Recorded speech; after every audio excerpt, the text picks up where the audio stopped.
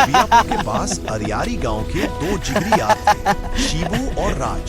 शिबू शांत, गंभीर और हर कदम सोचकर चलने वाला। राज जोशीला, जोरदार हंसने वाला और बिना डरे मैदान में कूद पड़ने वाला।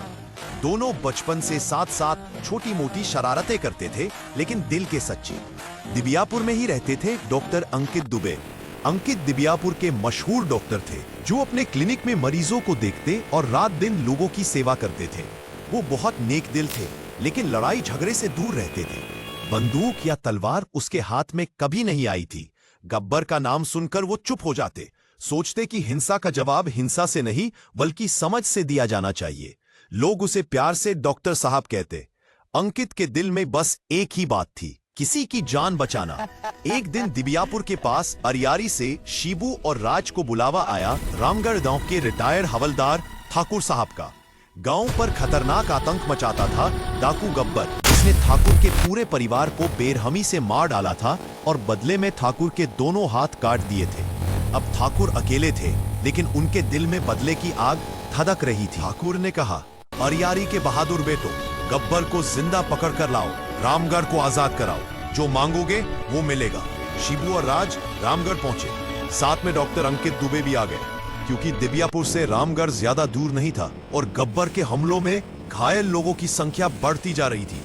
अंकित ने सोचा, लड़ाई मैं नहीं लड़ सकता, लेकिन घायलों की जान तो बचा सकता हूं। राज को गांव की चटपटी तांगा चलाने वाली बसंती से प्यार हो गया, जो पूरे गांव में धूम मचाती थी। शिबू को खामोशी से ठाकुर की बहू रमा से मोहब्बत हो गई, जो अपने ससुर की तरह मजबूत और चुप थी।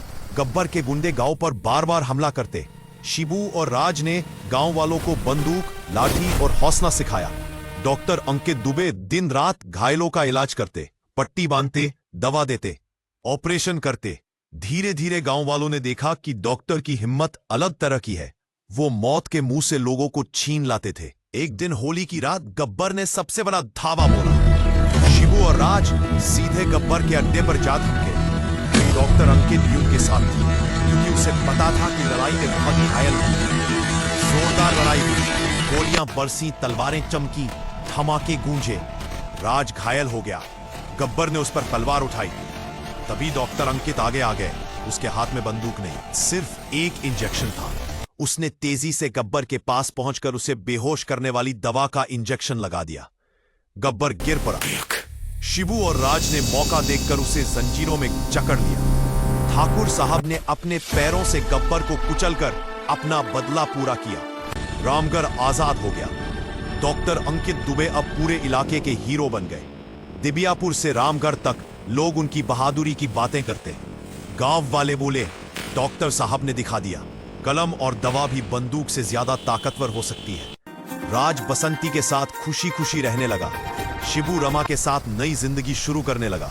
और तीनों यार, शिबू, राज और दिबियापुर के डॉक्टर अंकित दुबे, हमेशा की तरह साथ साथ रहे। ये दोस्ती हम नहीं तोड़ेंगे, तोड़ेंगे दम मगर दया साथ न छोड़ेंगे।